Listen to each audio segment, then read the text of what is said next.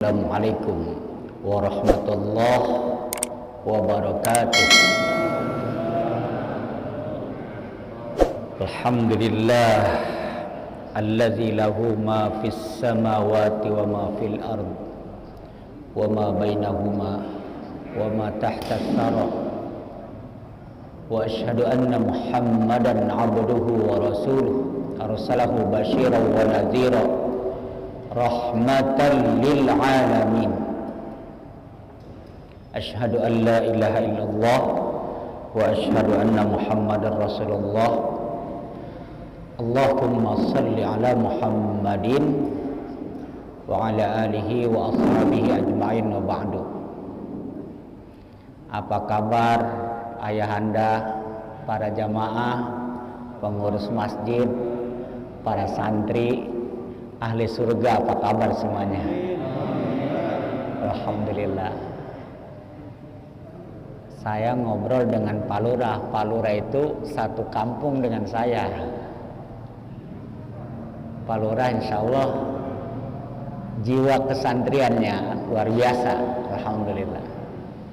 Saya lapor kepada beliau,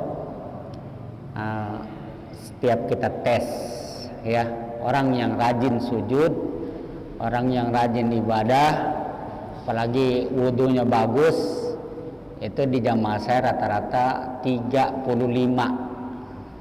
suhunya. Di tempat-tempat lain mungkin di pabrik dan kadang-kadang sampai 37 orang. Kita jarang sampai 37.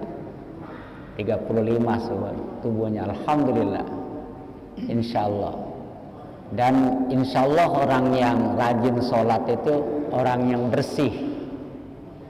Pakaian dalamnya aja bersih kan Pak ya? Bener nggak?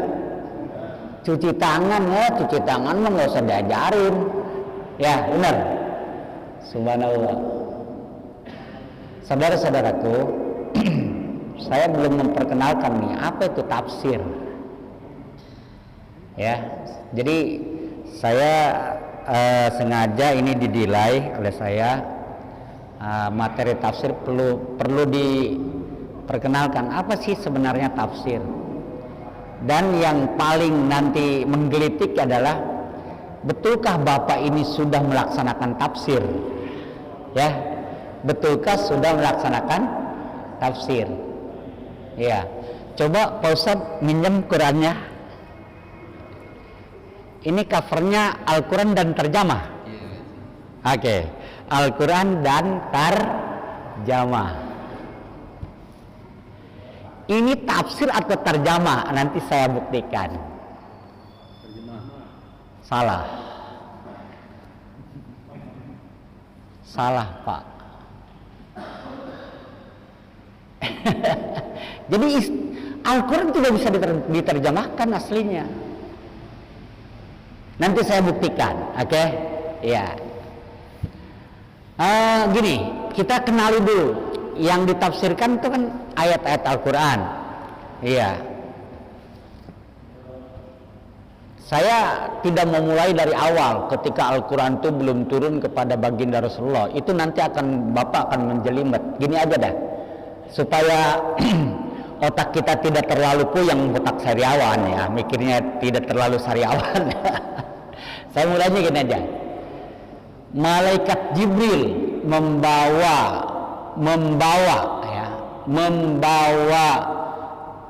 wahyu kepada baginda Rasulullah Sallallahu Alaihi Wasallam itu berupa huruf atau suara?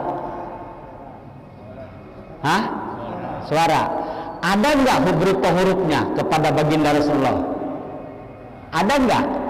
Nggak ada. Oke. Sekarang Al-Quran sudah ada di kertas. Al-Quran sudah ada di HP, di laptop, di apa lagi tuh? Masya Allah. Benar? Oke. Kalau softback kepada surat Al-Waqiah, ya, oke, ikuti saya. Bismillahirrahmanirrahim.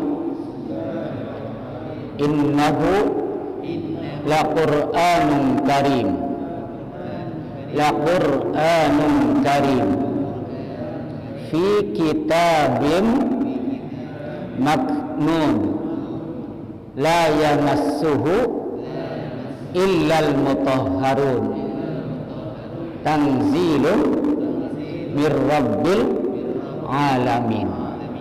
Ketika Al-Quran berada di Lauhul Mahfuz, belum disentuh oleh malaikat Jibril, kira-kira ada huruf, ada suaranya, ada hurufnya, atau ada suara saja tidak ada huruf, atau ada huruf saja tidak ada suara, atau tidak ada huruf dan suara?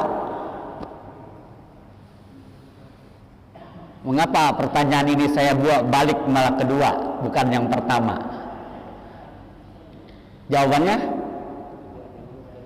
tidak ada huruf, tidak ada suara. Kok bisa ya? Kok bisa ya? Dalam surat As-Saba begini saudaraku. Ini Nabi Ibrahim lagi berjalan. Ada segerombolan semut.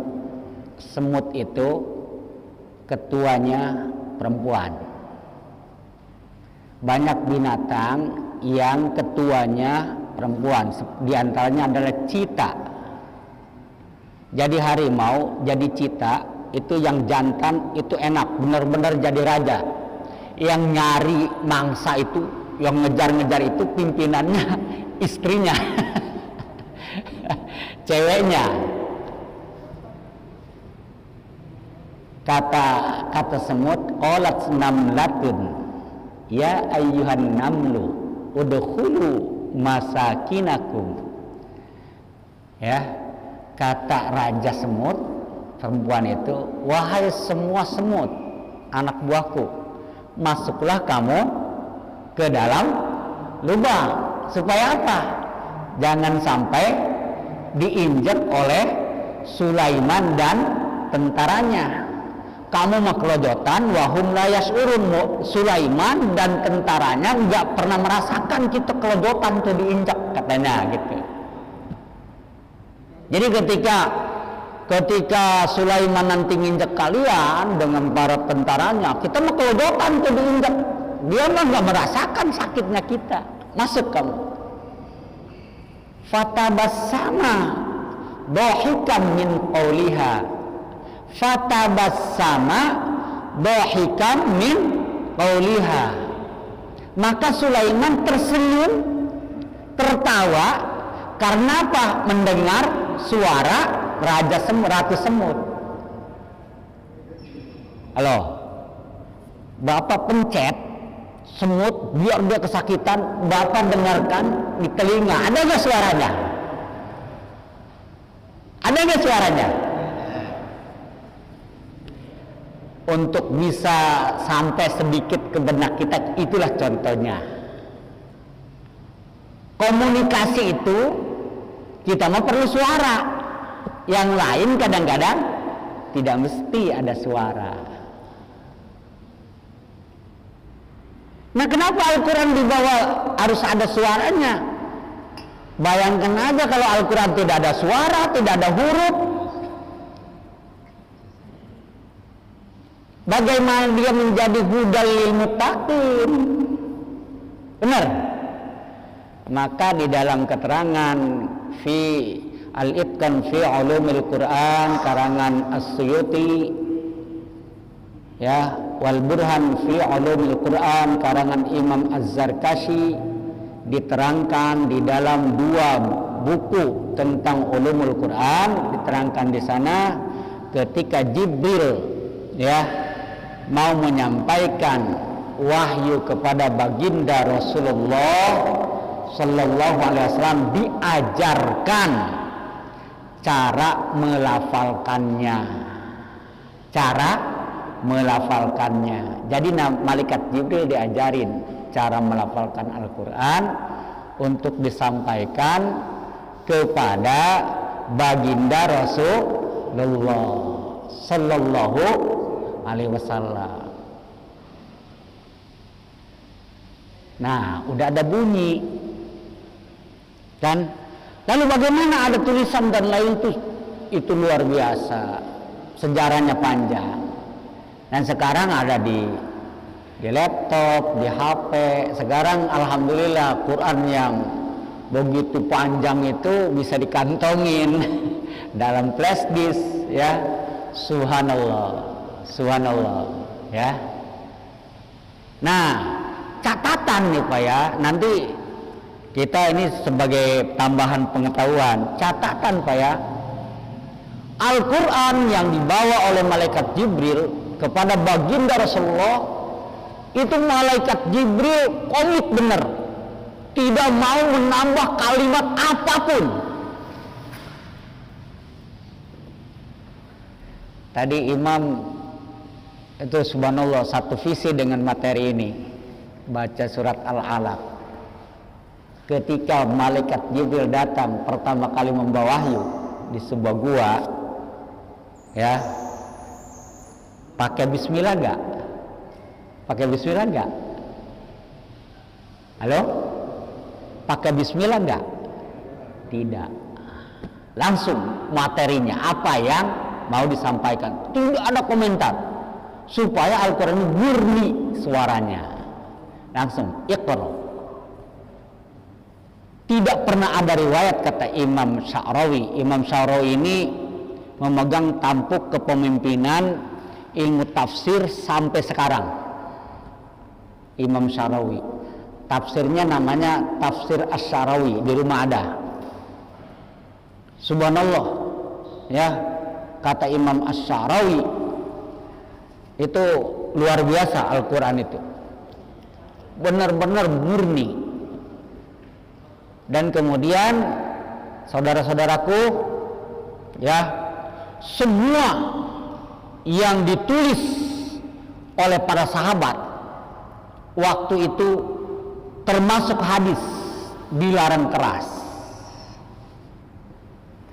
Jadi tulisan apapun tidak boleh.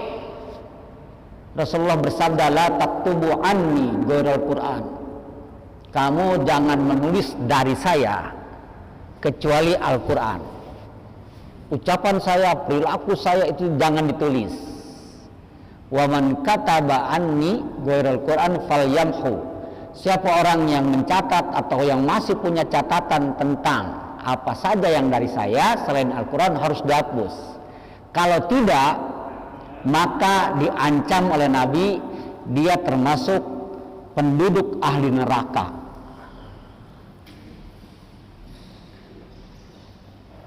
Penduduk ahli neraka. Pak, kalau begitu Imam Bukhari masuk neraka atau masuk surga? Ustaz Kamono. Jangan nulis dari saya selain Al-Quran. Barang siapa yang menulis dari saya selain Al-Quran harus dihapus. Kalau tidak, falyatabawwa maq'adahu 'alan nar. Maka bersiap-siaplah tempat duduknya di atas api neraka. Imam Bukhari, Imam Muslim, Imam Abu Daud, Ibnu Majah, Tirmidzi, Imam Ahmad. Masuk surga atau masuk neraka? Masuk surga atau masuk neraka? Kan dia menulis hadis.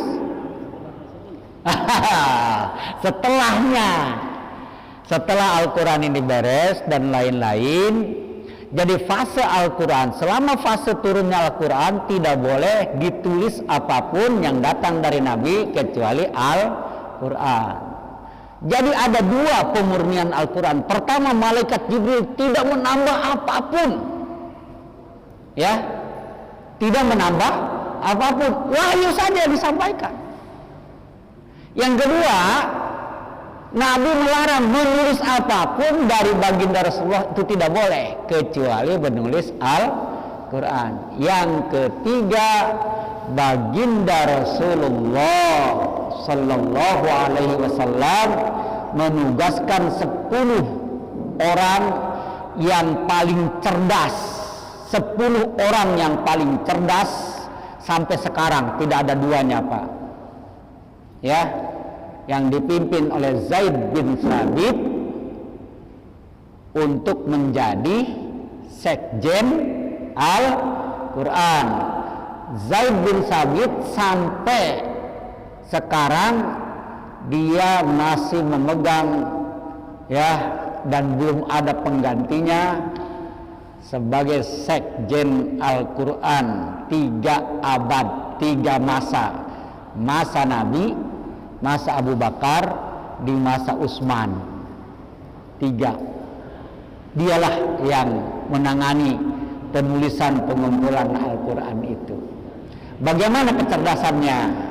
Masya Allah, saya terangkan. Tapi kayaknya kalau sekarang kita mencita-citakan anak kita kayak di Republik Mimpi, Pak. Jadi begitu baginda Rasulullah Sallallahu Alaihi Wasallam hijrah, Rasulullah tancap gas, Pak. Ada 3 yang ditulis oleh para ulama sirah yang dilakukan oleh Rasulullah. Ada 3 hal, tapi saya tambah 1. Satu-satunya ilmu yang Sirajuddin berani menambah, padahal ulama sirah itu 3 nulisnya, tapi saya tambah 1. 1, membangun masjid. Masjid apa? Masjid apa? Begitu hijrah dibangun masjid apa? Masjid Kuba. Jangan bukan Masjidil Nabawi. Oke, yang kedua, menyambung silaturahim antara muhajirin dan ansor, dipersaudarakan. Dan yang ketiga, mengadakan perjanjian, ya, perjanjian eksistensi bahwa siapapun yang hidup di Madinah, yang sah menjadi penduduk Madinah, agama apapun itu diikat dengan perjanjian eksistensi bahwa mereka sah menjadi penduduk asli Madinah, gitu ya, dengan orang Yahudi. Jadi berdirinya negara Islam itu tidak disyaratkan, kata Nabi, bahwa penduduknya Islam semua. Salah. Sebab Nabi juga di Madinah masyarakatnya ada beberapa kelompok Yahudi, yang besar ada 3, Bani Mustalik, Bani Nadir, Bani Koinuko. Itu banyak tuh, ada Bani Koiruzo, Koruzo. Wah, subhanallah, banyak. Itu jadi tidak disyaratkan berdirinya negara Islam itu bahwa penduduknya harus Islam semua, tidak. Di Uni Soviet mengatakan kami negara ateis, kan gitu kan. Islamnya ada enggak? Banyak. Enak aja. Apa ada syarat bahwa berdirinya negara ateis itu tidak boleh ada orang beragama gitu? Nggak bisa. Oke. Dan apa yang keempat? Pengiriman dai. Ya, pengiriman dai. Zaid bin Sabit ini, saya potong aja, Zaid bin Sabit ini dikirim ke Uni Soviet, Pak. Imam Bukhari itu adalah hasil daripada pengiriman dai yang sangat kaliber dunia, namanya Zaid bin Sabit. Kemana? Samarkand. Generasi-generasinya lahirlah seorang ulama hadis namanya Imam Bukhari. Itu bahasa Arab, bahasa sononya Bukhares. Imam Bukhari. Nah, bagaimana kecerdasan Zaid bin Sabit? Jadi ketika mau dikirim oleh Rasulullah ke Uni Soviet, Zaid, ente akan dikirim ke negara yang jauh, bahasanya juga beda banget dengan kita. Kira-kira ente butuh berapa lama untuk bisa bahasa komunikasi dengan orang Soviet? Jawabannya, Pak, insya Allah 17 hari tanpa guru. Pak, 17 hari tanpa guru. Waduh, Posen kemana gimana ya? Belajar bahasa Arab udah tahunan nggak bisa-bisa ngomelin orang Arab. Para ustadz yang bisa kitab gundul bukan gondrong itu tahu nggak, Pak? 15 tahun, Pak, di pesantren. 17 hari tanpa guru. Waduh, Masya Allah. Anak muda kira-kira gimana? Lu belajar bahasa Inggris berapa tahun lo? Gak bisa juga nemenin orang barat sini. Subhanallah. Sukses besar di 6 kantong wilayah Uni Soviet, Azerbaijan, Kazakhstan, Tajikistan, Uzbekistan, Grozny, apalagi tuh. Subhanallah. Termasuk dulu Afghanistan itu bagian daripada Soviet. Luar biasa. Pulang dari Uni Soviet, kata Rasulullah bersabda, Zaid, itu Imam Ali di Irak tuh satu-satunya distrik yang banyak ngeyel nih. Mohon maaf, ini Islam kita nih bisa banyak ngeyel, jangan-jangan Islamnya Islam banyak India kali ini di Persia. Ya, Persia kemudian dianut oleh sebagian orang-orang India. Persia itu Irak, Iran. Nah, itu di Persia itu Imam Ali berjibaku tuh, bisa nggak ditopang, dikirim lagi. Oke, ente bisa bahasa Urdu, bahasa Persia, kira-kira berapa lama? Insya Allah 13 hari tanpa guru. Sebulan 2 bahasa tanpa guru, Pak. Subhanallah. Oke. Jam 7 berapa Isa?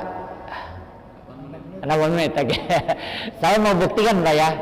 Saya mau buktikan ini itu ini terjemah atau tafsir ya. Ini tuh terjemah atau tafsir. Oke. Yang saya bacakan terjemahnya bukan saya, takutnya diselewengkan oleh saya. Jangan ya, yang saya baca, yang membacakan ininya terjemahnya Pak Ustadz aja, silakan. Surat Al-Fatihah, monggo. Iya. Oke. Iya, surat ayat, kita pelan-pelan aja. Ayat pertama, monggo.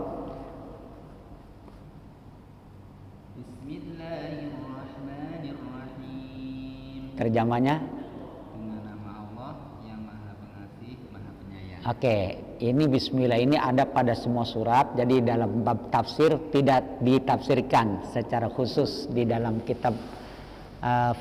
kitab-kitab tafsir, khusus dalam Bismillah di dalam surat Al-Fatihah. Ini karena pertimbangan para mufassirin, Bismillah itu kalau ditafsirkan masalahnya ada di setiap surat kan gitu ya, kecuali surat At-Taubah kan gitu. Jadi bukan bagian daripada materi tafsir. Oke, lanjut. Oke, terjemahnya sudah. Alhamdulillah diterjemahkan segala puji. Ini salah. Alhamdulillah itu bukan jamak, tunggal, Pak. Halo? Alhamdulillah itu bukan kalimat jamak, tapi tunggal. Maka terjemahnya yang asli adalah pujian itu. Coba ikuti saya. Pujian itu. Terusin. Pujian itu. Terusin terjemahnya. Coba dirubah. Pujian itu Allah. Ya. Oke, Tuhan seluruh alam. Ya, pujian itu li-nya milik, bukan bagi. Li-nya lil milik, kepemilikan. Artinya apa? Nikmat yang didapatkan oleh hamba, ketika hamba mendapatkan nikmat, misalnya Ustadz Kamono, ya. Ada yang ngasih mobil mewah misalnya gitu kan, Ustadz Kamono diberi mobil mewah, inventaris dakwah oleh seseorang.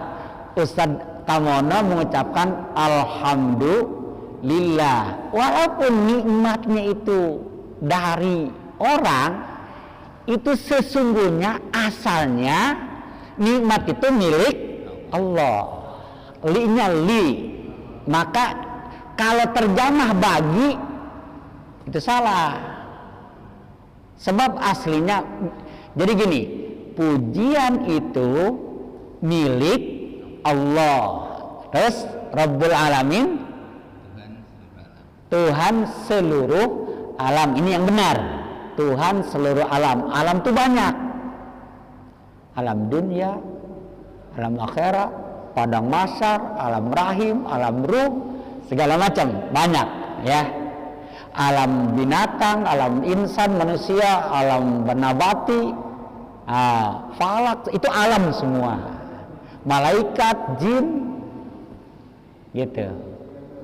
Jadi kalau diterjemahkan kira-kira pujian itu dalam kurung sesungguhnya milik Allah, gitu ya. Dan Rabbul Alamin itu kapasitas sebagai keterangan Allah itu ya sebagai Tuhan seluruh alam. Kira-kira terjemahnya begitu. Tapi yang lumrah kita terjemahkan segala puji bagi Allah, itu bukan terjemah, tafsir saudaraku. Halo? Baru ayat pertama di dalam Al-Quran itu sebenarnya bukan terjemah, tafsir.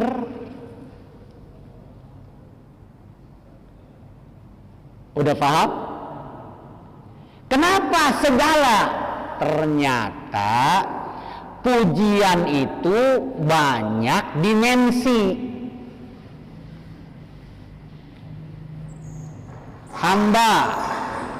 Hamba memuji Allah ada nggak? Hamba memuji Allah ada nggak? Ada. Kita lagi memuji Allah. Subhana rabbiyal azim, subhana rabbiyal a'la. Kan gitu kan? At-tahiyyatu lillah. Itu kita memuji Allah dari hamba kepada Rob. Rob kepada hamba ada nggak? Ada nggak? Apa contohnya? Contohnya apa?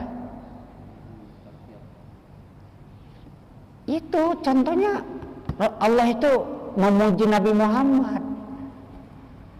Wa innaka la'ala khuluqin azim. Itu kan pujian dari Allah ke guru ke murid. Ada nggak? Saya bangga benar punya guru. Guru ke murid. Ada nggak pujiannya? Ada nggak? Ada. Muridnya dibanggakan, dipuji oleh gurunya. Kamu cerdas, dasar kamu cerdas, kamu rajin, kan gitu kan? Murid ke guru ada nggak? Ada. Saya punya guru kayaknya wah mantap benar, gitu. Oke. Allah memuji dirinya ada nggak? Ada. Contohnya ayat kursi itu, ya. Bahkan di surat Thaha itu, innani anallah, aku ini Allah, la ilaha illa ana, tidak ada ilah kecuali aku, fa'budni, kalau ibadah hanya kepadaku. Nah itu Allah lagi memuji dirinya. Manusia memuji dirinya ada enggak? Tapi nggak boleh, takabur namanya.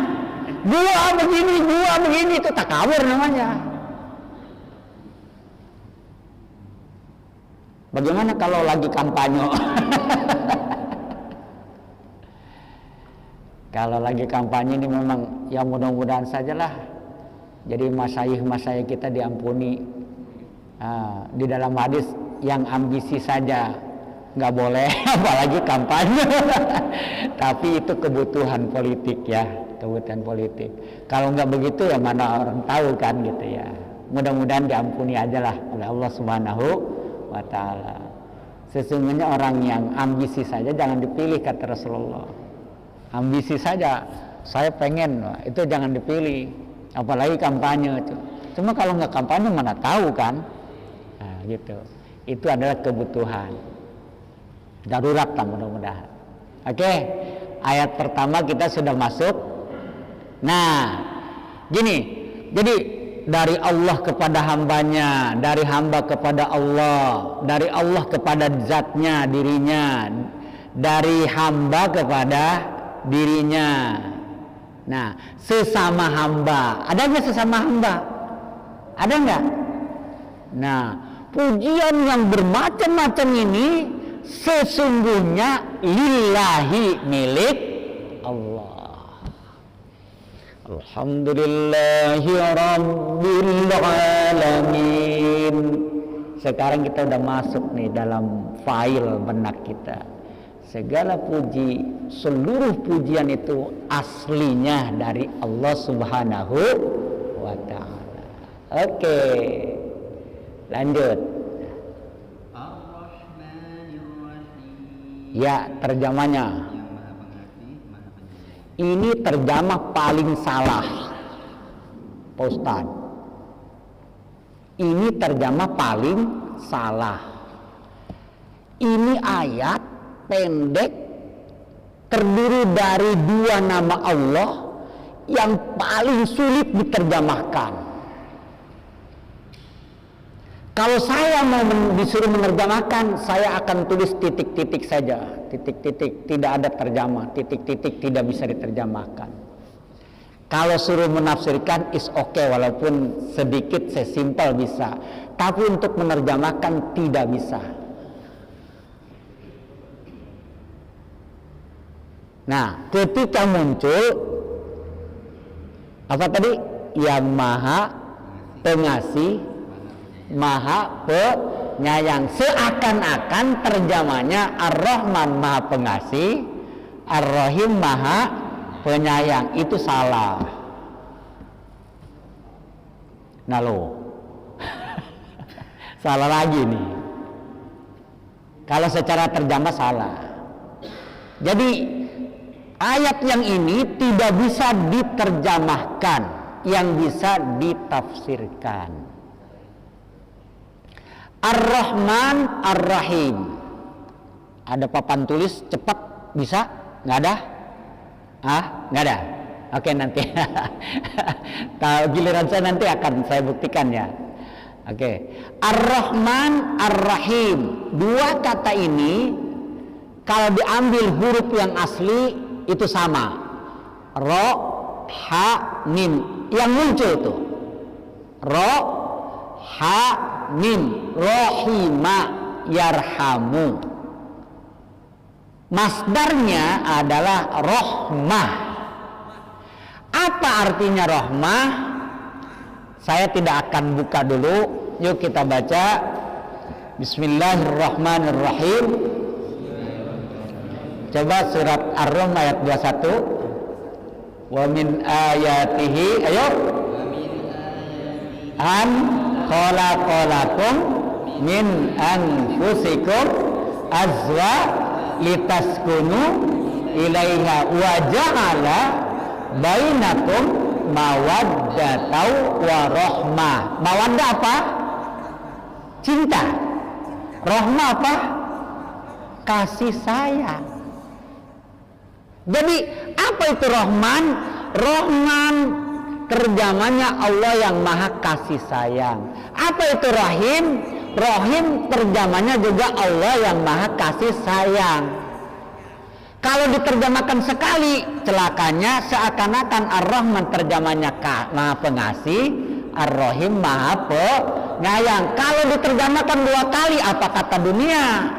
Ar-Rahmanir Rahim, yang maha pengasih penyayang dan maha pengasih penyayang. Nggak ilmiah banget, serba salah.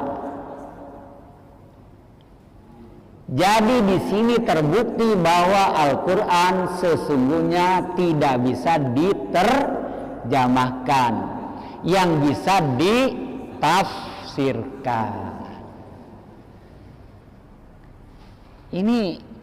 Ini coba labelnya Al-Quran dan terjemahnya. Jadi tolong diganti Pak Kamono nih.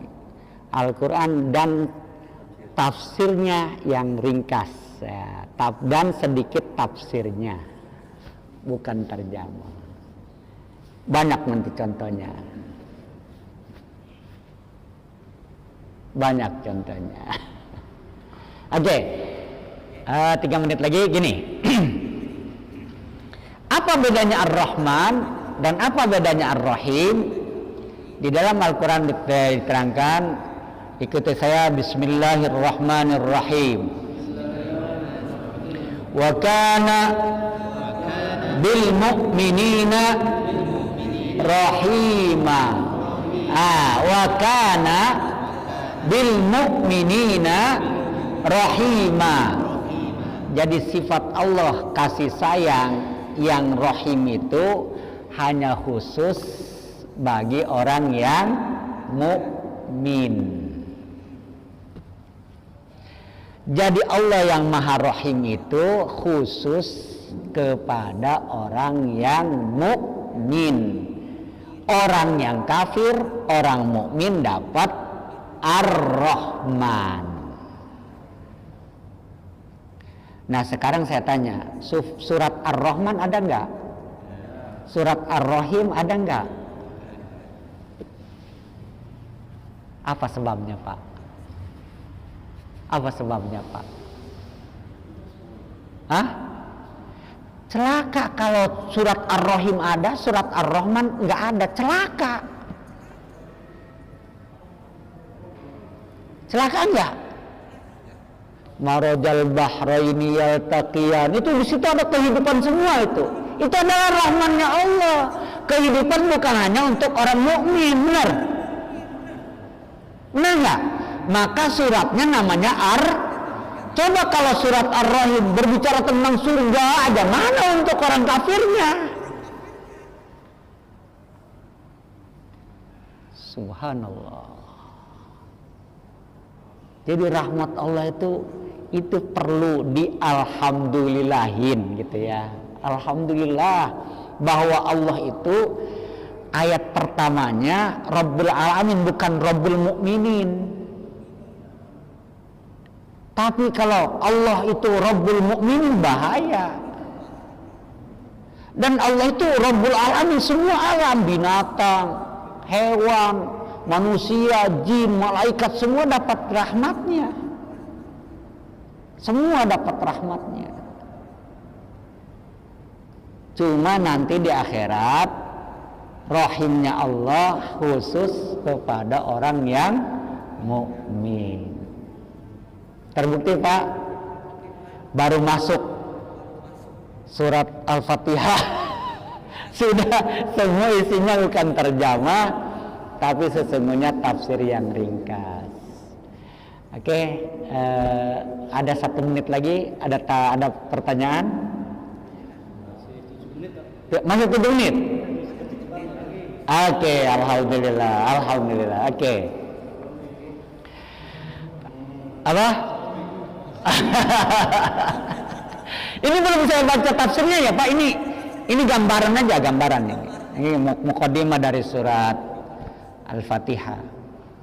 Nah kata Asy-Syarawi gini Pak, kata Asy-Syarawi, surat Al-Fatihah ini isinya dari Bismillahirrahmanirrahim sampai waladdallin, amin.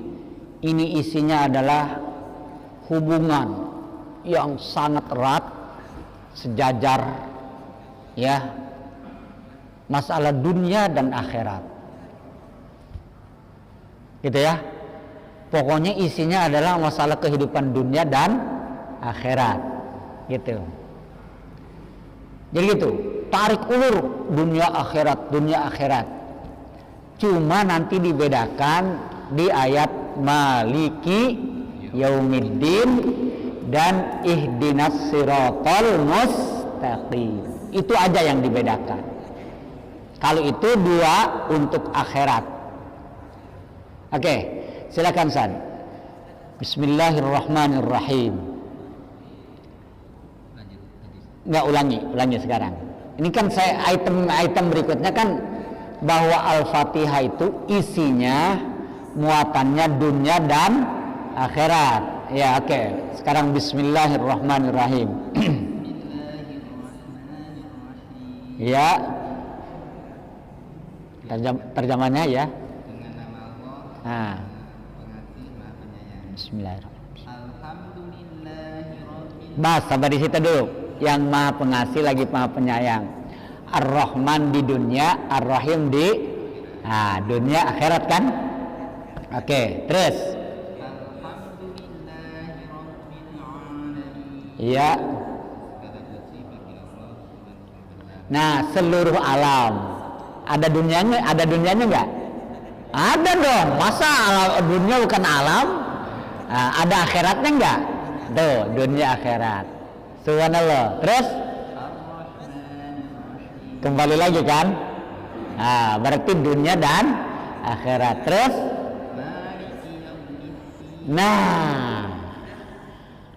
untuk urusan kegagahan, ya, kekayaan, ketinggian, segala macam, supaya kita ini iyyaka na'budu wa iyyaka nasta'in, ibadah ini benar-benar mantap.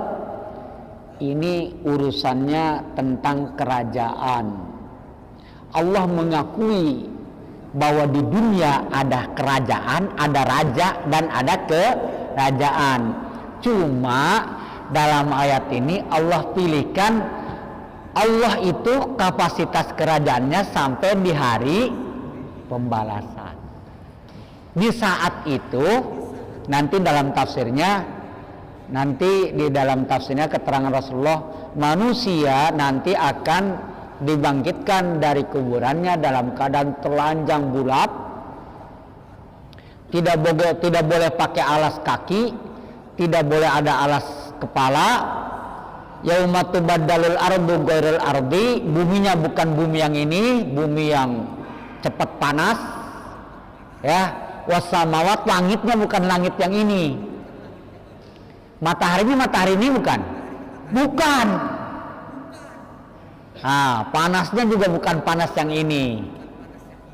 Telanjang, dan di situ nanti manusia akan ditanya. Yang ditanya itu, mohon maaf, hampura, siap-siap saja, itu para pejabat, para pembesar yang punya bintang 1, 2, 3 sampai bintang 7. Allah bertanya, limanil mulkul yaum, hei orang-orang besar, sekarang udah tahu siapa yang jadi raja. Mereka ampun-ampunan, Pak. Al mulku yauma idzil lillah. Ternyata kerajaan pada hari ini hanya milik Allah. Raja yang sesungguhnya hanya Engkau. Kami ini sekarang nggak punya apa-apa, telanjang ke sini. Kama bada'na awwal khalqin nu'idu, manusia dibangkitkan dari kuburannya seperti makhluk pertama, manusia pertama, Nabi Adam, ya, diciptakan. Besarnya seperti itu. Penduduk surga nanti bapak-bapak, besarnya seperti besar dan tingginya seperti Nabi Adam. Tingginya Nabi Adam itu insya Allah hampir 60 meter tingginya. Beratnya yang ideal Nabi Adam itu berarti 600 diambil 100. Berapa? 500 kilo. Siti Hawa, di dalam buku, ada buku di sini, Hayatu Adam. Siti Hawa itu diciptakan kira-kira 58,5 meter. Siti Hawa. Maka kalau ke Jeddah bisa dibawa kepada kuburan Siti Hawa itu, saya kadang-kadang bertanya, kok pendek amat ini. Kok pendek amat gitu. Iya. Apa ini tidak utuh atau gimana, nggak tahu. Subhanallah. Nah gitu ya. Limanil mulku yaum, milik siapa kerajaan hari ini? Ya, mereka menjawab al mulku yauma idzil lillah. Insyaallah nanti kita teruskan ya. Nanti yang ada bukunya diantaranya bawa buku tafsir Ayatil Ahkam karangan Ali As-Sabuni ya, karangan Ali As-Sabuni. Kemudian boleh bawa tafsir Ibnu Katsir, boleh bawa tafsir At-Tabari ya, dan lain-lain. Atau kalau puyeng-puyeng udah dengerin aja, catat catat ya gitu ya, insyaallah. Mudah-mudahan ini bapak-bapak, mohon maaf, nanti saya akan terangkan ketika Imam Hasan Al-Banna membuka tafsir Al-Quran di Masjid Nabawi hari Selasa ba'da asar, taklim beliau setiap pekan terbang ke Madinah dari Mesir membawakan ini. Ketika beliau membuka materi Al-Quran, subhanallah ya, mudah-mudahan ini penuh berkah, mudah-mudahan ya.